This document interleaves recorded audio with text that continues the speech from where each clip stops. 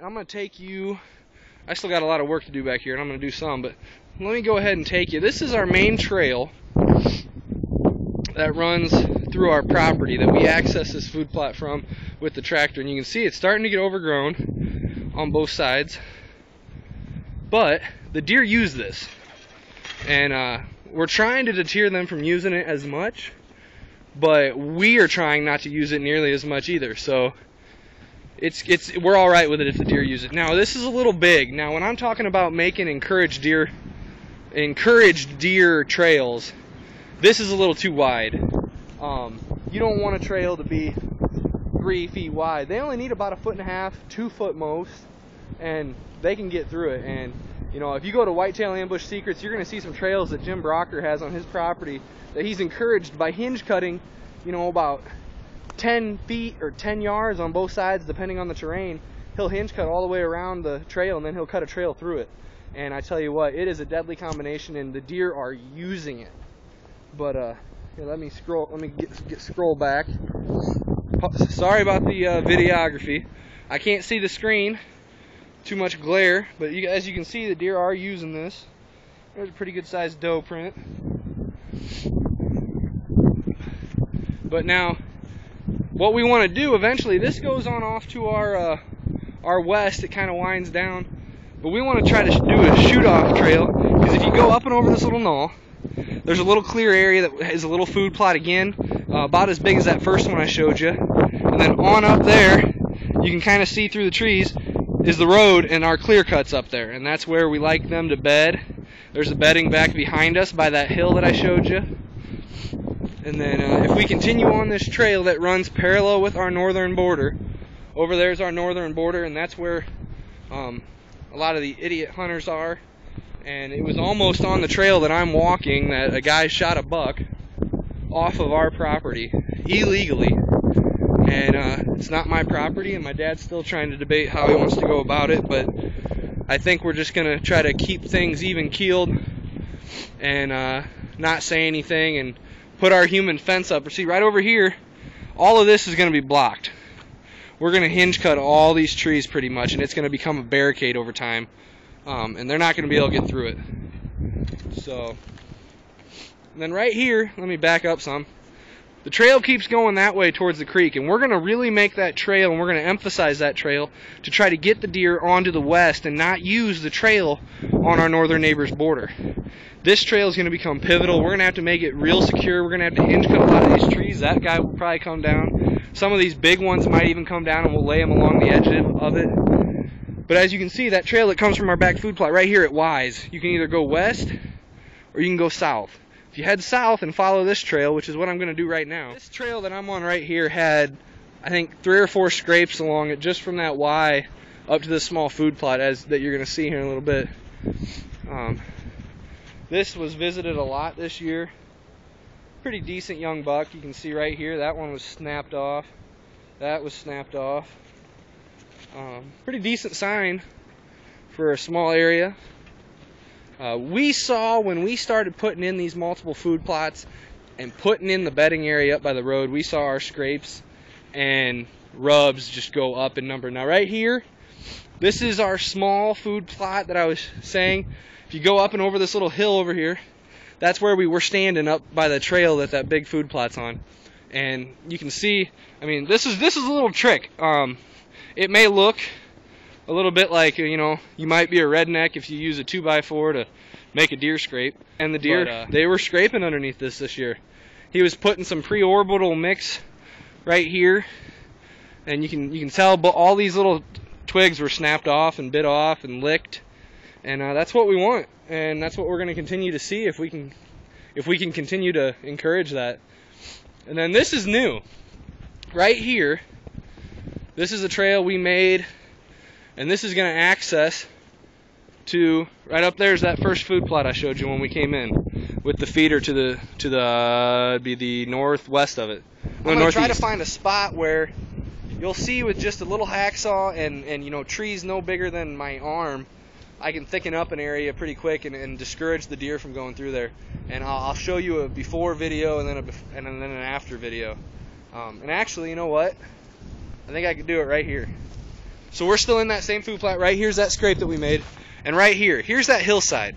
Deer can walk up there all they want right now, and you know what? If we have deer walking that way, they've got that path down there we want them to use. We don't really need them to be walking right here. If they're gonna walk up and over that hill to the other trail, let's make it right there. So this area right here, I see 1, 2, 3, 4, 5, 6, 7 trees that I could cut right now with my little hacksaw. That's gonna thicken that area up, and it's going to look a lot different when I get done, and it's going to enclose this food plot a little bit more, encourage growth. Alright, and you know, whew, pardon me being out of breath. I just got done doing the hinge cut I said I was going to do, and just to prove I'm at the same spot where I videoed last time, there's that piece of wood that we used to make the scrape. If you pan back, this is that same area. Looks a lot different now, huh? Deer are going to be a lot less apt, and actually I'm going to bring the chainsaw, because if you can tell, there's a little opening right here that deer might want to use. And you know, I could take some of this dead stuff, pile it up in there, and I probably will before I leave, but this thorn tree right here will probably fall it that direction. And I just want to show you a couple things that I did. You know, you don't have to hinge cut everything. Right here, you know, especially once you, hang on just a second. When you're cutting the big stuff, you know, if you have a chainsaw, I didn't do anything with chainsaw today because I'm by myself, just a safety precaution. But if we would have had the chainsaw, what I probably would have done was taken down this big thorn tree first, and then I would have started taking some of the small saplings and bending them and putting them under. And I did that right here, and you're going to see. So I fell this hackberry right here. You can see it right there. And as you can tell, I only had to go through about half of the tree, and then I just started pushing and yanking, and it started popping, and I knew it was coming down, so then I started yanking harder, and that's what you end up with. And that part right there, that's still going to feed nutrients to the top of the tree, and it's still going to produce some leaves and green and sprouts, and the deer are going to love it. Because what used to be 20 feet high is now going to be at their head level, and they can eat it. But then this stump out of this side, when the sap starts running from the roots up in the spring, it's going to start sprouting. There's going to be a lot of undergrowth right here starting. But anyways, so I fell that hackberry, and as you can see, right here's a little scrub tree that I didn't have to cut. It's bent over. It's going to get a lot of light, and all of its top is still going to be growing. 100%. No hinge cut, no nothing, so that's going to green up nice. I was able to do that with that tree right there. I don't know if you can see it down that way, but I mean, it's really that simple, guys. I mean, that took me maybe, I made 1, 2, 3, there's a fourth one back behind, 5 right there, 6 down there, and 7, there's 2 of them down there, bent, and then 8 cuts, and it thickened it up that much. So I mean, as you can see, this is how you make your food plots feel more secure. Yeah, it's great to pile up brush. I don't know if you can see it, but you know, we did that there again too. But over the years, that brush is gonna die down. It's gonna start to deteriorate, and it's gonna go from being 3 feet high to not even a foot off the ground, and it doesn't help much at all. So you know, all these briars are gonna be encouraged to thicken up around the edges. I've got all this undergrowth now over here that I hinge cut. I'm gonna plant, I mentioned planting some white pine trees. What I'm probably gonna, oops, sorry, I almost dropped the phone. But I'm gonna plant some white pine trees in there because it'll discourage the deer from annihilating them, and it'll provide a long-lasting cover, whereas in hinge cuts can sometimes be temporary if the tree dies. But it's still one of the best ways to get light. And you know, all these trees, their roots don't have to produce as much energy. They're not going to have to suck up as much nutrients now because they don't have as much of a tree to support anymore, because the tops are slowly going to die over the years, which means all this undergrowth, these little shrubs right here, all those briars and new briars are going to have more nutrients in the ground that they can grasp onto, and they're going to be able to produce better. Yeah, so I think that's pretty much it from here. I'm going to do a lot more of this today, and really, this Food Plot Friday is not about what you're planting, how you're planting, where to put your food plots or anything like that. It's all about hinge cutting around them and how it can really help you. It can help the deer. you know, I know deer are not going to enter this food plot from this direction now, and if they do, it's going to be from the trail about 15 yards to my left or behind me.